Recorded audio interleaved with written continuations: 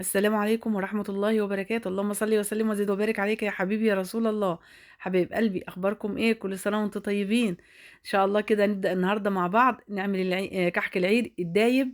تحفة يا حبايب قلبي، بطريقة عبقرية وطريقة خطيرة جدا جدا. هنحتار فيه يعني من جماله ومن حلاوته ده معمول ازاي.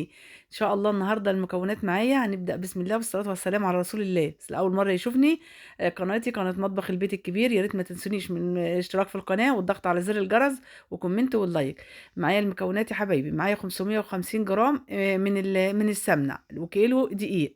معايا معلقتين كبار من السكر البودرة، نص معلقة صغيرة بيكنج باودر، معلقة من الخميرة، 3 معالق كبار اللي هو سكر باودر، 3 معالق كبار من السمسم، معلقة صغيرة من الفانيليا، ذرة ملح. معايا الكيلو دقيق يا حبيب قلبي، هبدأ أحط عليه ذرة الملح وأحط عليه ال3 معالق كبار من السمسم، معلقتين كبار هرمين كده من الحليب البودر، المعلقة الصغيرة أو نص معلقة صغيرة من البيكنج باودر، دوت نص كوباية من المية الفاترة.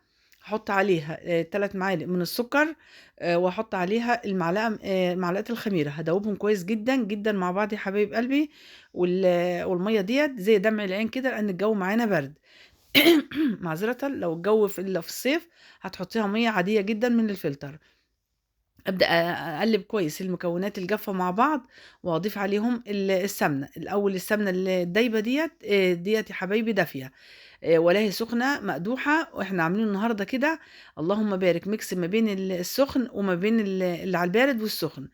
وديت ربع كيلو تاني سمنه من جزء فيهم ربع 300 جرام، وجزء 250 جرام، الإجمالي 550 جرام.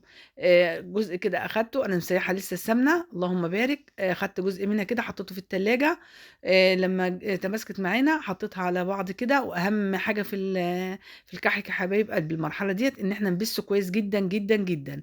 هخليه كده لو عندك عجان هتضربي السمنة كده مع الكحك، هتبسيها كده زي لما يبقى زي الكريمة، لوني بيفتحي معاكي كده. لو على ايدك معلش هنتعب مع بعض شوية كده، ومش متعب والله بأمر الله ولا حاجة. ولو عندك حد كده بنوت كده ان شاء الله تساعدك تعمله بدالك لو انت مش هتقدري تبسيه. بس انت برضو تجربي في كيلو كده سهل جدا جدا وسريع. يا حبيب قلبي انا كده لسه ما حطيتش اي سوائل خالص. اهم حاجة كده البس. طلع قبل ما تحط السوائل اعملي فيه بقى زي ما انت عايزه، ما تقلقيش، ولا هيربي عرق ولا حاجه خالص خالص خالص. البس ده من نجاح الكحكايه يا حبايبي. شايفين انا بعمل كده ايه؟ ده دوبك المواد الجافه مع السمنه بس. اللهم بارك بقى زي الكريمه في ايدي. في المرحله دي كده بدات احط معايا ما كنتش حطيت البيكنج باودر. معذره ما بنحطوش في الاول عشان ما نموتوش معانا. زي الخميره كده. اما بطلت بس كده واتاكدت ان هو اتبس معايا بقى زي الكريمه، احط بقى معايا نص مج من اللي هو الميه الدافيه اللي انا حطيت عليه المعلقه الخميره و3 معالق من السكر. احطهم حبه حبه كده يا حبايب قلبي. وادوب واقلب العجينه كويس. ما تقلقيش جدا ابدا هتقولي ده العجينه شكلها اتغير معايا. ما تقلقيش هتلم وهتبقى زي العسل. وهنشوف هنحتاج قد ايه تاني مع بعض. العجين بيختلف من الدقيق من نوع للتاني. اخد معايا حبايب قلبي العجينه ممكن معاكي تاخد مج الا معلقتين كده او 3. ممكن معايا تاخد المج، مع حد تاني تاخد يعني مج الا ربع. انا العجينه اخدت معايا مج من الميه اللي معلقتين 2.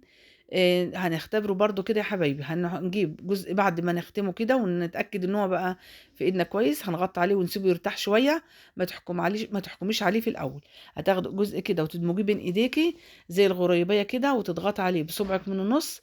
لو لقيتيه ما بيشققش يبقى كده تمام. اللهم بارك تحفة. لقيتيه بيشقق معاكي هتحطي له معلقتين مية. ما تقلقيش خالص. انت سمنتك مظبوطه ومقدارك مظبوط، ما تقلقيش خالص خالص. الموضوع كله هيقل من معلقه او التانية كده من الميه. خلاص عجنته وسبته يرتاح معايا شويه كده من العجن. جيت هنا جبت معايا نص كيلو من الملبن. الكيلو دي اخد معايا يا حبايبي نص كيلو من الملبن. ممكن بقى عاوزه تحط عليه هنا عين الجمل. عاوزه تحط اي مكسرات تجروشيها كده وتحطيها براحتك خالص. انا خليته بسيط جدا جدا عشان ما حدش يقلق او يقول مش هينفع. ودي سمنه يا حبايب قلبي. انا طبعا عشان لسه مسيحاها فكانت سايله معايا لسه، يعني حطها حتى دافيه كده، ما استنيتش واسيبها عليها تبرد. الجزء الاولاني انا كنت حاطاه في التلاجة. حطيت كده معلقتين كبار من السمنه وعلى 3 معالق من السمسم المتحمص، وحطيت بقى روح الموز دي يا حبايب قلبي، بتنقله نقله على الملبن بتخليه خطير. عاوزه تحطي بقى اي حاجه تانية براحتك. وبرضو على عجينه الكحك، لو بتحط بتحبي المحلب او روح الكحك حطيها. احنا هنا كله البيت ما بياكلش الا بالفانيليا بس. وبدأت كده عجنت كويس جدا جدا الملبن بالسمسم والسمنة وروح الموز، وكورته كده كويس جدا جدا وجهزته يا حبايب قلبي. لو في الصيف هتكوريه كده وتحطيه وتغطيه بأهم حاجة بورق استرتش أو كيس تلاجة وتحطيه في التلاجة. لو في الجو برد زي كده هتسيبيه جنبك على الرخام عادي خالص. ده أدوات التشكيل يا حبايب قلبي. ممكن تعملي بالمنقاش بالفرم ديت براحتك خالص، بالبصامة زي ما انت عايزة، النقشة اللي بتحبيها والحاجة اللي بتحبيها هتعملي هتشكلي بيها. بس الأول كده يا حبايبي هحط كده واحدة أختبر بيها العجينة برضو معايا بالبصامة. لو اللي طلعت في البصامة النقشة بتاعت البصامة العجين طلع فيها، ممكن كده تعرفي وتتأكدي إن العجينة عايزة معاكي معلقة أو معلقتين من المية. اللهم بارك ما طلعتش والبصامة طالعة نظيفة وزي الفل بالشكل ده يا حبايبي، هنجيب جزء جزء كده. والحجم ده بقى حسب ما انت تحبيه. انا الحجم كان معايا العجينة حوالي بالنظر كده، انا ما وزنتهاش بصراحة، حوالي عن 20 جرام.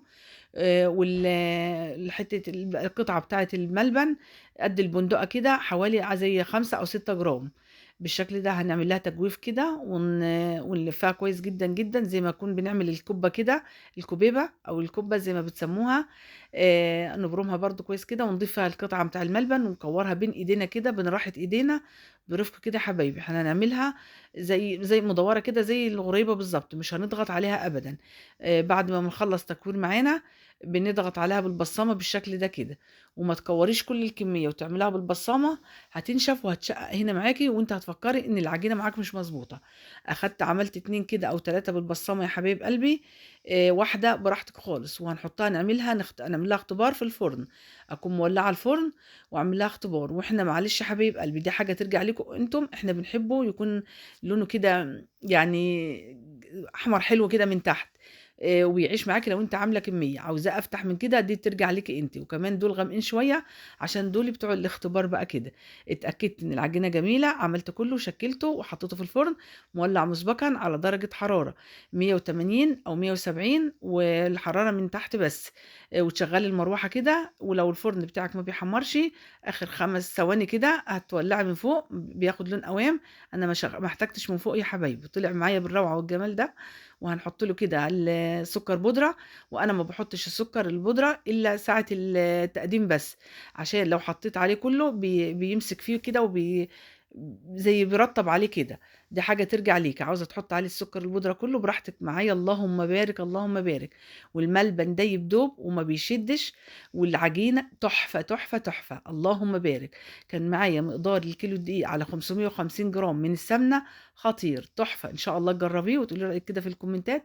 بالله عليكم ما تنسونيش من دعوة حلوة والصلاة على الرسول صلى الله عليه وسلم في الكومنتات، واللايك يا حبايب قلبي بالله عليكم.